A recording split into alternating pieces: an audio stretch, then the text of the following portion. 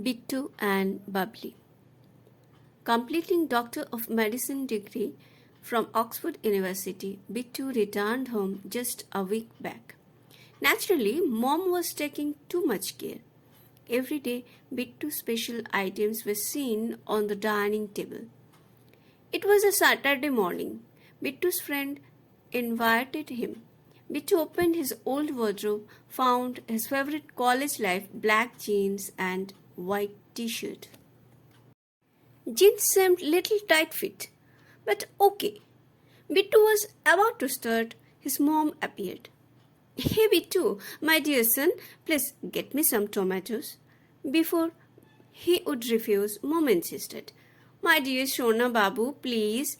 It's nearby only, just at the opposite side of the bus stand. Matter of 2 minutes for you. Bittu had no other choice. He reached bus stand, crossed the road, and got tomatoes for mom. Traffic signal was green for workers to cross the road. Bittu was working first. Handing over the tomatoes to mom, he could go to his friend. Suddenly, a young lady pushed him hurriedly. Angrily, Bittu turned. The lady didn't notice or felt the clash even. She was running towards the bus waiting at the bus stop, wearing a sky blue top with white pant, having a bag on her shoulder and a file in hand. Bittu was expecting at least a sorry from her, but she ran in high speed and got into the bus.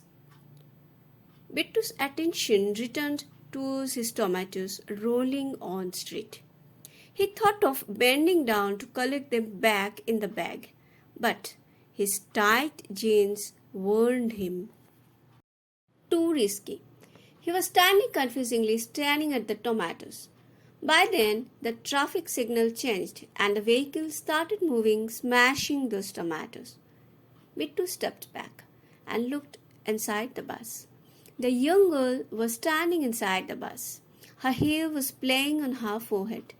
She was looking so pretty without any makeup, so innocent appearance. Should be college girl. Bittu's anger went down with her simplicity. Bittu was in another world. A cool guitar was getting played in the background as if.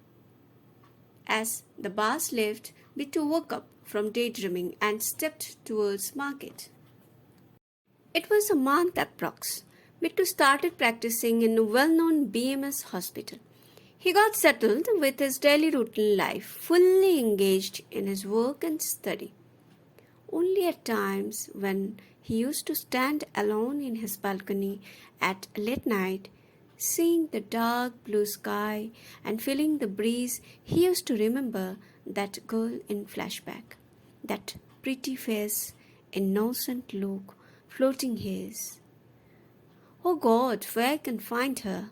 I don't know anything about her, Bittu used to say within. After a couple of months, one Sunday in dining table, Bittu's dad asked directly, "Do you have a girlfriend?" Oops, what a question. Dad was a reserved kind of personality with heavy voice.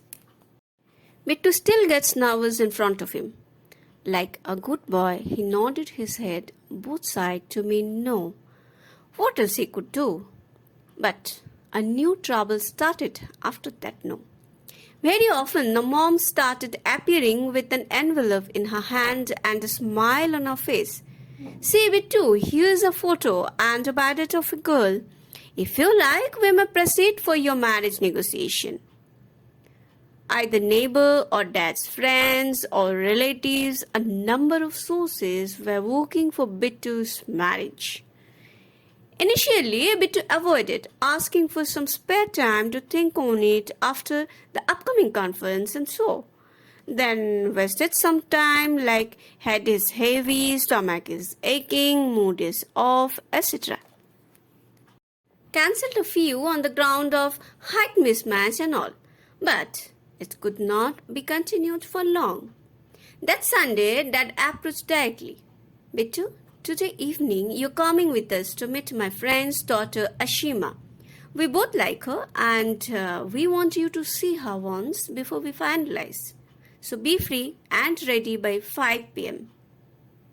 As usual, Bittu had to say, "Okay, Dad." Bittu asked himself a number of times what he was waiting for. He had no clue about that tomato killer girl. What's her name, where she stays, what she does, nothing.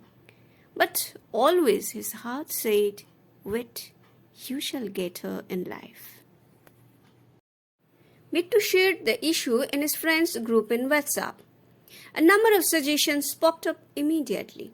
Someone told, "Visit toilet frequently, as if you have stomach upset."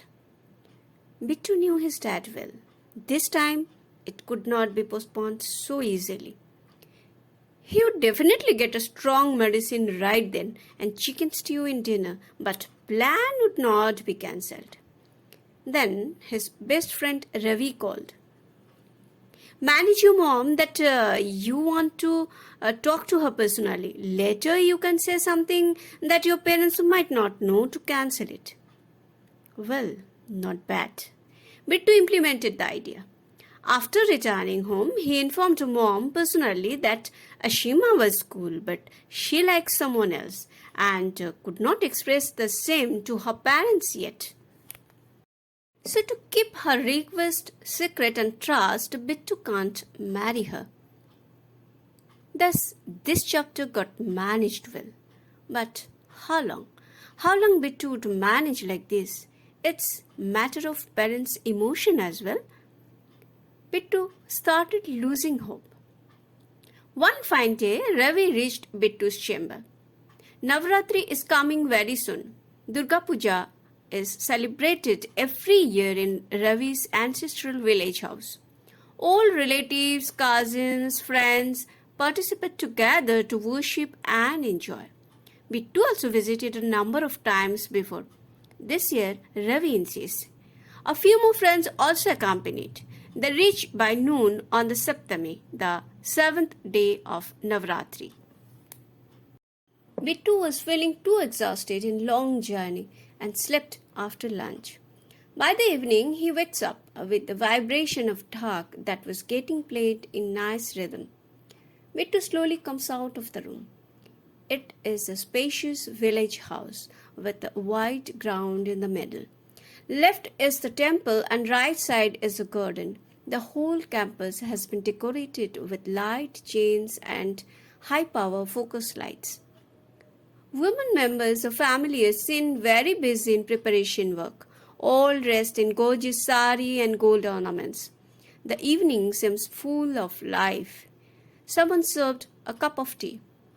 With the tea, Bittu sits on the staircase. With a sip, he takes a glance all over.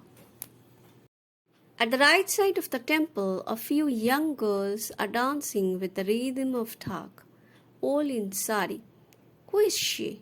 Bittu stands up immediately and observes well, verifies again and again. Careless floating hairs, that pretty face, hands looking so beautiful with bangles. No confusion. It's that girl for sure. Mesmerizingly, Bittu kept watching her dance. All of a sudden, Ravi appeared from somewhere with a few more friends and they dragged Bittu in the group. All friends and cousins start dancing. Bittu is so much happy and excited in mind. After dancing, they all sit together. Ravi introduces, "She is Babli, friend of my cousin." English MA, professor in Youth College, Kolkata. Bittu was already impressed. He had to say a lot, at least that tomato episode, but was getting nervous and confused. Rest of the days went well hereafter, full of life, lights, colors, excitements and fun. What a bright Durga Puja it was in Bittu's life. He kept thanking Ma Durga repeatedly for this lovely present. Bittu and Babli became good friends in 3-4 days. On the Dasera, everyone was greeting each other. Elders were distributing sweets. Preparation was going on for the Ma Durga idol immersion journey. In one track, Ma Durga was all set with her family. A few elders accompanied her, and another truck was for all youngsters. Babli was trying to climb up in the truck. Extending her hands, she asks, "Help me up, Bittu." Bittu dramatically steps forward, sits on knee, holds Babli's hand, and says, "I'll be glad to help you lifelong if you please allow me to hold your hand forever." All cousins and friends start clapping. Bittu and Babli laugh blushingly. The joyful journey begins. The story is written, presented, and read by Srimati Mohua De. All characters and ambience of the story is author's imagination. If it resembles with your experience, it's just a coincidence. If you like the story, please like, share, and subscribe the channel to motivate the author to write more such stories. Thanks for watching.